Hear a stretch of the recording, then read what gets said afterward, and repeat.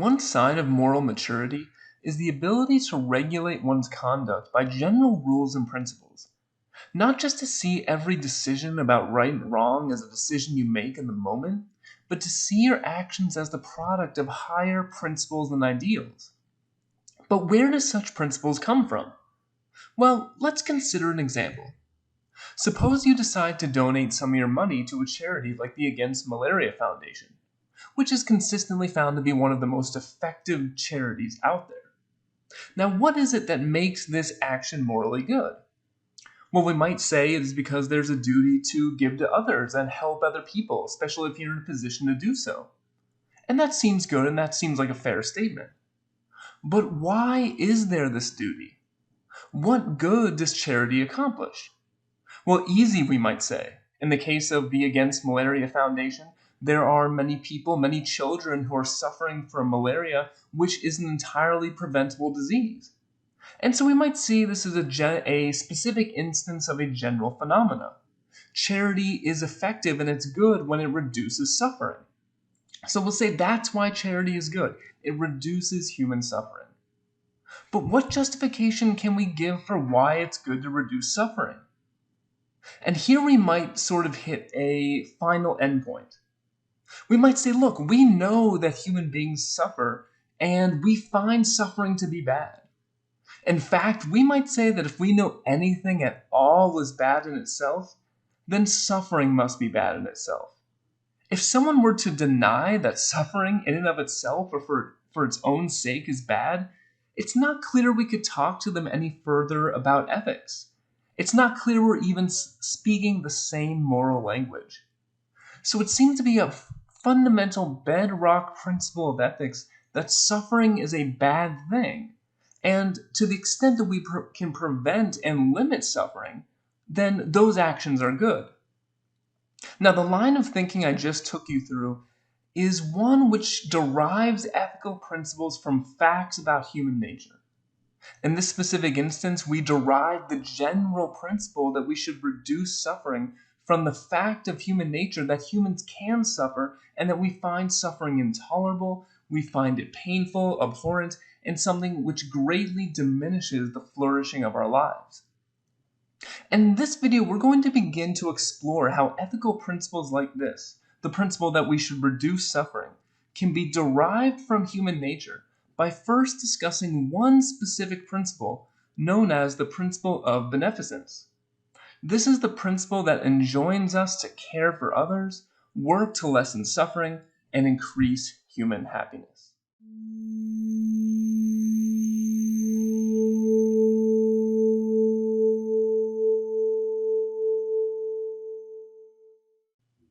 Our discussion of ethical principles will focus on three in particular: justice, respect for persons, and the principle which will be the focus of this video, beneficence. But before we dive into the details of each of these three principles, I want to say something about the historical context in which they arose. Because the selection of these three principles as being fundamental and important to ethics is not an accident, it's not arbitrary. Each of these principles, or the emphasis that's commonly placed on them, arose following a number of scandals and moral abuses that occurred in the 60s and 70s, all of which involved medical ethics. The author of our textbook, Lisa Newton, describes a number of these scandals and abuses. She says, the medical profession was stunned by a 1966 article in the prestigious New England Journal of Medicine by anesthesiologist Henry K. Beecher, entitled Ethics in Clinical Research, in which the author documented repeated abuse and deception of patients in the name of the scientific search for knowledge, experimentation with human beings. Then there was the exposure of the Tuskegee Study of untreated syphilis in African American men, which emerged in the Associated Press in 1972. A study also conducted to find out more about the course of the disease, quite without the consent of the patients. Then came the famous Supreme Court decision Roe v. Wade in 1973, and almost immediately reports began to circulate about the gruesome experiments performed on fetal remains. In response to all these events, Congress formed a committee called the National Commission for the Protection of Human Subjects of Biomedical and Behavioral Research. And their task was to draw up regulations to govern all conduct of clinical research. The commission was composed of many of the best scholars of religion, ethics, and medicine in the country and was given a free hand. Congress stipulated that the members must be drawn from different backgrounds and persuasions to ensure that all voices in the national moral chorus were heard. Somewhat to the surprise of the academics observing the process, the members did their work thoroughly and well. So the members of this commission got together, they asked themselves, how did these moral abuses occur? What went wrong? And what are the overarching principles that should govern, from a moral and legal point of view, the efforts to do research on human beings? And the principles the committee came up with were outlined in a report called the Belmont Report and came to be known as the Belmont Principles. Of these abuses, the Tuskegee Study stands out as a particularly horrendous instance and was at the top of the minds of those who worked on the Belmont Report. As such, I think it warrants our further attention. And when we look into this case, we see that what unfolded is a story of exploitation of those who are vulnerable that was motivated by racist attitudes and beliefs. The stated purpose of the study was to study the effects of untreated syphilis. And as you can imagine, this is not something that many people would be eager to sign up for. So the men who participated in the study did so because they were told falsely that they were being treated for, quote, bad blood. A report in the Washington Post explains the circumstances surrounding the study. Free blood tests, free treatment by county health department and government doctors, the black and white sign said. You may feel well and still have bad blood. Come and bring all your family. Hundreds of men, all black and many of them poor, signed up. Some of the men thought they were being treated for rheumatism or bad stomachs. They were promised free meals, free physicals, and free burial insurance. What the signs never told them was that they would become part of the Tuskegee Study, which was a secret experiment conducted by the U.S. Public Health Service to study the progression of the deadly venereal disease without treatment. Now, of course, the deception and exploitation that was just described is bad enough, but one of the worst aspects of what happened in the study was that the men were not told of their diagnosis even after the cure for syphilis became available. Right, so some of the men in the study were found to not have syphilis, roughly 200, while the other 400 were found to have syphilis. So they knew during the entire course of the study, which lasted roughly 40 years, that 400 of the men had syphilis. And even after the cure for syphilis became available, it was not made available to them. They were not told of their diagnosis. In fact, as one article on the topic explains, on several occasions the USPHS actually sought to prevent treatment. And of course, you can imagine what the consequences of this would be. At that time, 74 of the test subjects were still alive, at least 28, but perhaps more than 100, had died directly from advanced syphilitic lesions. So not only is there the exploitation, the deception, and of course the racist beliefs and attitude and bigotry which motivated the entire study, but it did directly lead to the deaths of many people. And so for rather obvious reasons, this case constitutes many serious moral violations and also brings to light, again, a painful history of racism and bigotry. And in light of all this, it really prompted the commission to take a broader look at the ethics of human research. What led to these moral failings? What are the ethical principles that must be upheld and that we must recommit ourselves to make sure that nothing like this happens again? As mentioned previously, the three principles that the commission outlined were beneficence, justice, and respect for persons. So we should say a few things about each of these principles before diving deeper into their fundamental basis. Now, beneficence is comprised really of two different kinds of duties in the context of medical ethics and human research. On the one hand, there is the duty of non-maleficence, which essentially says that the subject of the research should not be harmed by their participation in the research. Then there's also the duty of beneficence, Whereas non-maleficence is about not harming, it's more of a negative duty. Beneficence is a positive duty.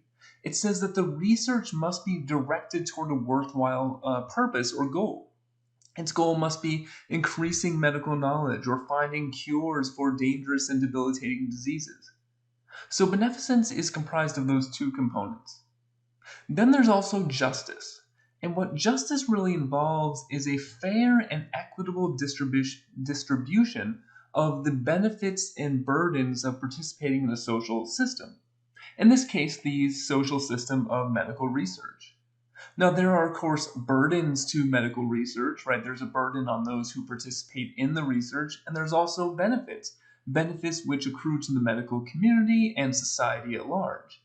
And the idea is that the distribution of burdens and benefits should be fair and equal, and should not overly disadvantage certain people to the advantage of others. And as Newton notes here, the Tuskegee experiments were very much at the top of their minds when they were thinking about the duties of justice. And finally, there is the idea that we need to show respect for persons. And as we're going to see, what respect for persons really boils down to is this idea of respect for individual autonomy, respect for freedom of choice. And in the context of medical research, what that means is that consent is very important to selecting and finding participants for a study. We saw that this idea of consent was violated in a very serious way in the Tuskegee experiments, given that the participants only participated not knowing the full extent of what the study was about and actually being deliberately lied to about why they were entering into the study for the first place. So these are three ethical principles that are important for bioethics and the ethics of medical research, but also important for human life in general.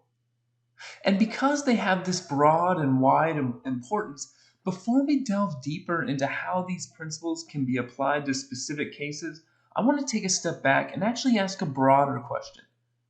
Where do these principles come from?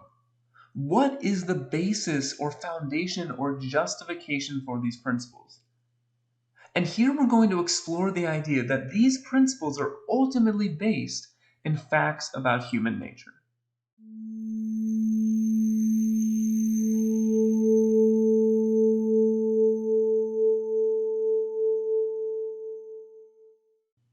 Our question is this: what is the basis of the Belmont Principles?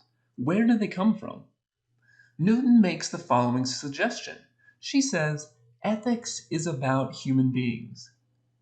The values we have appealed to quite uncritically so far, values like rescue for the distressed, or fair treatment, or neighborhood peace and respect for rights, are not arbitrary or merely conventional. In other words, they aren't just things that we make up.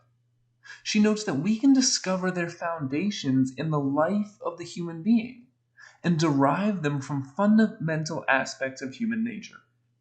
The human being and human nature are endlessly complex, of course, yet the human being is universally recognizable to others of the species, and their preferences are very generally predictable.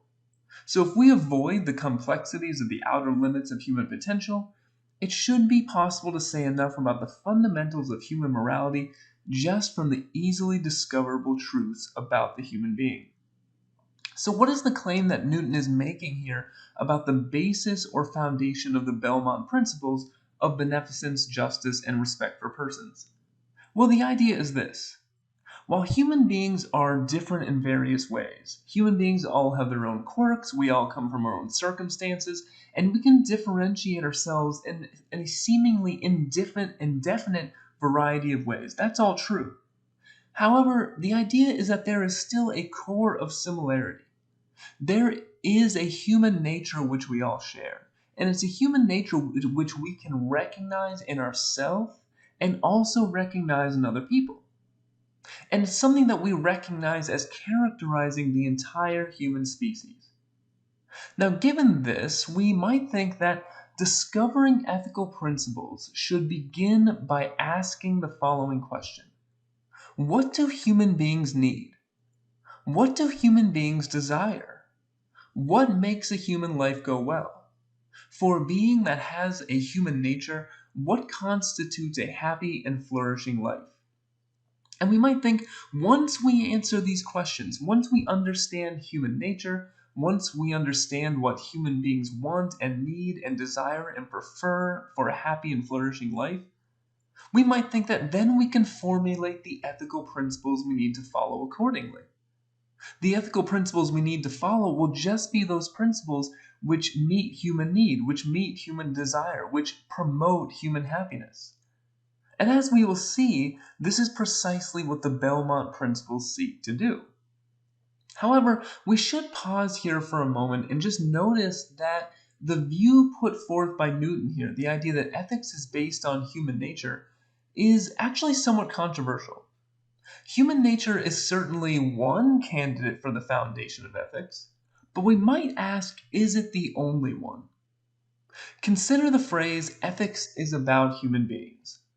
Now, this is certainly true to an extent, but is ethics only about human beings? And I can actually imagine two different lines of attack coming from different directions which would call this idea into question. On the one hand, you might have a more traditional view which says, yes, ethics is about human beings, but more fundamentally, ethics is about serving God. Ethics is about following the will of God. And where ethics and morality comes from is not directly facts about human nature, but from the will of a divine being which has a plan for the universe and wants us to act accordingly. For someone coming from that perspective, the idea that ethics is solely about human nature would be one that is somewhat disagreeable, or one that such a person would want to take issue with. On the other hand, from maybe a less traditional direction, we can imagine another line of attack.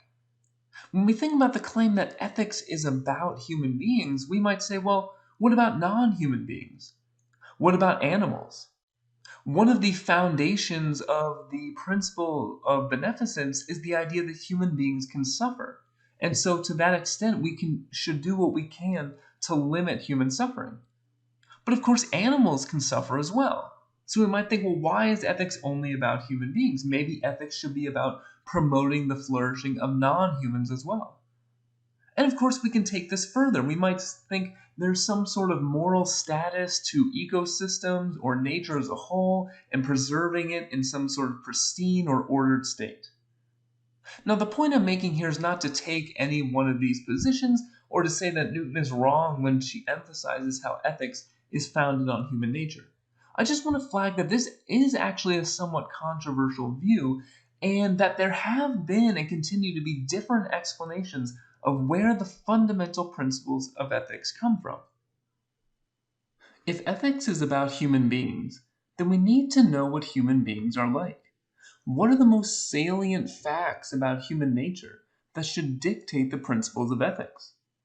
Newton identifies three characteristics of human nature in particular: the fact that human beings are embodied, social, and capable of rationality. We should say something about each of these characteristics. First, human beings are embodied. That is, we have physical bodies that are susceptible to injury, limited in various ways, have biological needs, and are capable of a wide array of feelings and emotions. Importantly, these facts about our embodied nature mean that we are capable of a wide variety of different kinds of suffering. And taken together, these facts about our embodied nature give rise to the principle of beneficence. Second, human beings are social. We live together, and in fact, we must live together. And while this fact brings a wide range of benefits and adds meaning and richness to our lives, it also poses its own set of distinct problems. We must negotiate how we are to live with one another and decide how the benefits and burdens of our collective existence should be distributed, and ideally distribute those benefits and burdens in a way that is fair and equitable. And the principles which guide us through these difficult conflicts are the principles of justice. Third, human beings are rational. We can think critically about what we believe. Our actions are not entirely determined by our natural, biological, and social instincts. Just because we have a natural instinct to do something, or we've always been taught to do something in a certain way, or we're pressured by our peers to do something in a certain way, does not necessarily mean we have to act in that way. We can step back and reflect upon our actions, and we should ask, what is the right thing to do? What is the correct way to live? And we can do this in a way that uses our reason and rationality and listens to the best and strongest arguments.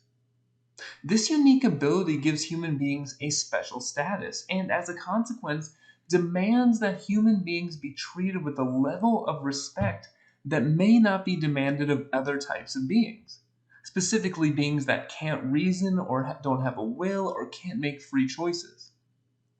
And in particular, because human beings are capable of making free and rational decisions, we have a duty to respect the choices that other human beings make. And when the free choice and autonomy of a human being is not respected, we see this as a serious moral harm. These facts about human nature give rise to the ethical principle of respecting persons.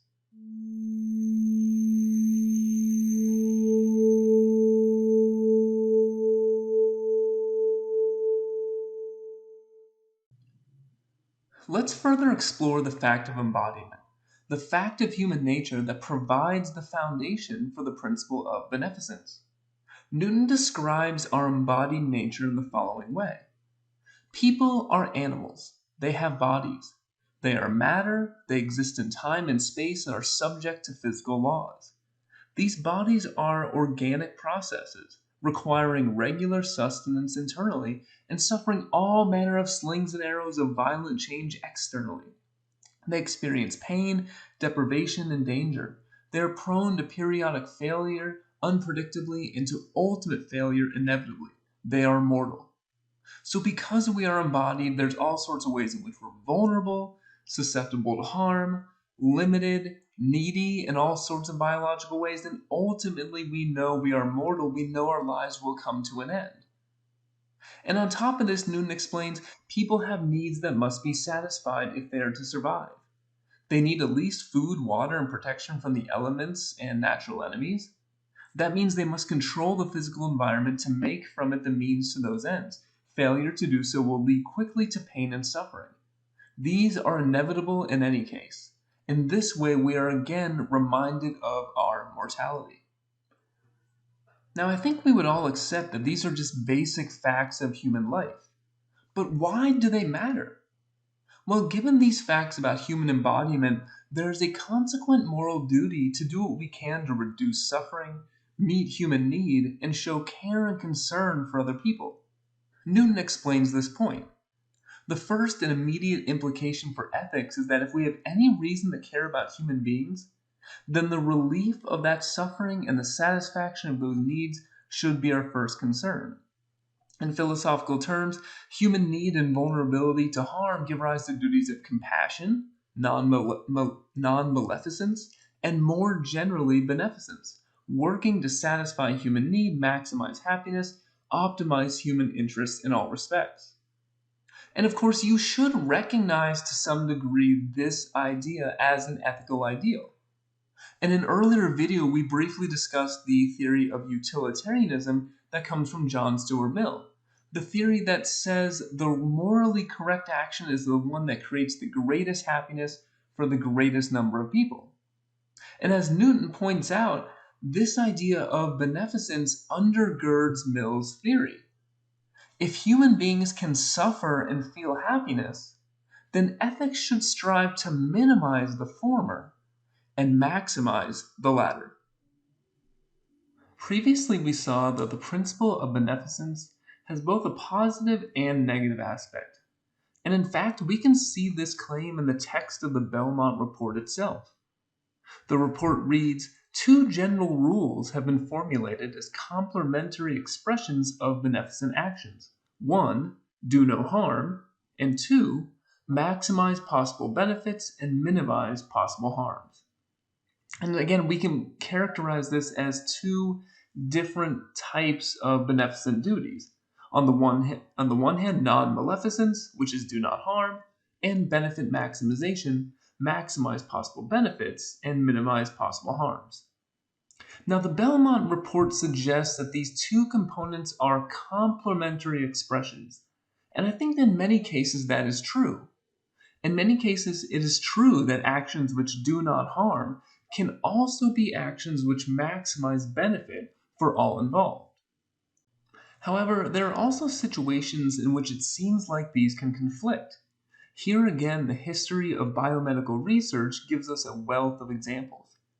A July 2019 BBC article entitled, "Is It Right to Use Nazi Research If It Can Save Lives?" discusses a number of cases in which useful scientific data was gained through immoral means. And I will put a link to this article in the description of the video. Now, it should be said that in the vast majority of cases, the data gained through studies where participants were abused and coerced really is not useful. Ethically bad studies also tend to make for bad science as well. And the Tuskegee Study was a prime example of this. Not only was it morally corrupt, but also ended up being scientifically useless. However, there are some exceptions to this. In 1984, lead expert in hypothermia John Hayward said the following about his use of data gotten through the horrific experiments of the Nazi concentration camps. "I don't want to have to use this data, but there is no other and will be no other in an ethical world. I've rationalized it a little bit, but to not use it would be equally bad." The article gives another example as well.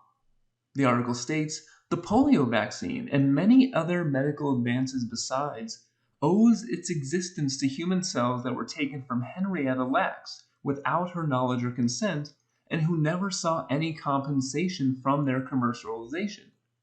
The cell line grown from those initial samples have been used in countless research into drugs, toxins, viruses, and also have been used to study the human genome." Now, cases of this sort bring up a host of difficult ethical questions having to do with balancing non-maleficence and the maximization of benefit. If we use data gained in an unethical manner, do we become complicit in the moral abuses that made its existence possible? Or does the overall benefit to society take precedence? Is the dictate "do no harm" still relevant if the harm has already occurred?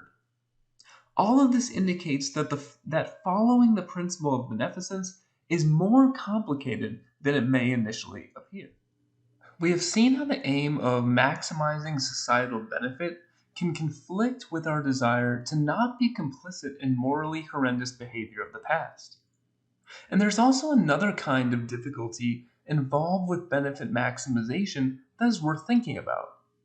What if maximizing societal benefit requires behavior that conflicts with the responsibilities of my personal or professional role? An example of this can be seen through consideration of the use of randomized clinical trials. To begin, let's think about what is a randomized clinical trial. So, an RCT is a study in which a new therapy or medical intervention is tested against either an existing therapy or a placebo. The participants in the study are randomly assigned to receive either the new therapy or to be in the control group that receives the existing therapy or a placebo, which you should know is simply no drug at all. Now, the idea behind the randomized clinical trial is that it allows us to test new therapies against existing therapies in a way that helps us make scientific advances that will improve medical practice for society as a whole.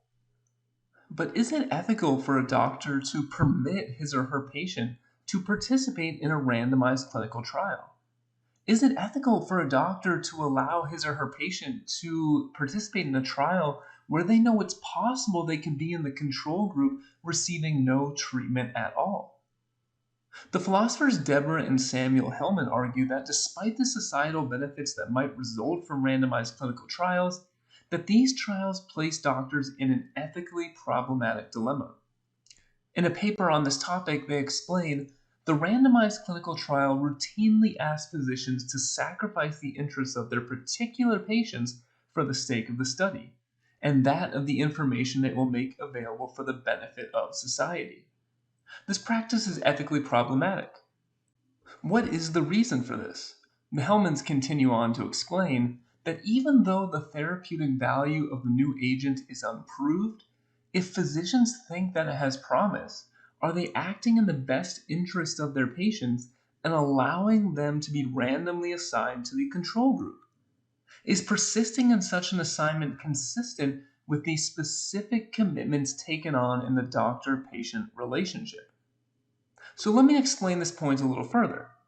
In virtue of being a physician, one has specific duties to his or her patient. Upholding the physician-patient relationship is foundational to medical practice itself, and this relationship specifies that a physician has special duties to act in the best interest of their patients. Right? We might say the patient has a right to the best considered judgment of their doctor or physician. And so that when their doctor or physician is giving them advice, recommending a course of treatment, or recommending they enter into a clinical trial, they have a right to the course of treatment that that doctor thinks will be best for them. But now suppose a physician has an unproven but informed hunch that the new treatment being tested is superior in quality to what already exists. By participating in the study, the patient might be in the control group and receive a treatment the physician now believes to be inferior. Or the patient might receive no treatment at all. The patient might get a placebo. If that is the case, then hasn't the physician failed to act for the best interests of his or her patient? On the other hand, isn't it important that physicians work to advance our medical knowledge so that we can continue to find new ways to fight disease and improve human well-being? Again, we see that following the principle of beneficence poses some unique challenges. And for this reason, proper application of the principle of beneficence requires thinking critically and carefully about the best way to reduce suffering and maximize human happiness.